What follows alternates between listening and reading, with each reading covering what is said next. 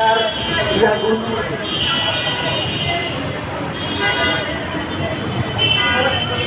পিছনে যারা আছেন সবাই এক লাইনে একটু দাঁড়িয়ে যান।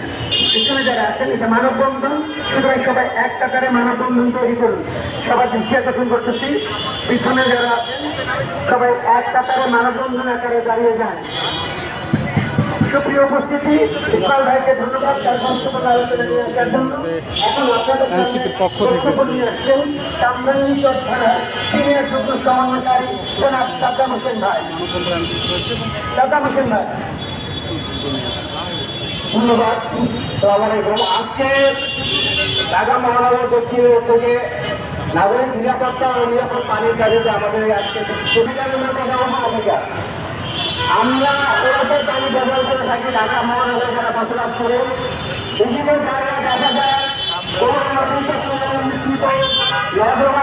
বিভিন্ন রকম সমস্যার সম্মুখীন, বিশেষ করে পানি ও নাগরিকত্ব, যান দিক বলেন, বিভিন্ন ধরনের অ্যাক্সিডেন্ট বলেন, আমাদের প্রতিদিনই কিছু না কিছু তাজা প্রাণ নিঃশেষ হয়ে যাচ্ছে।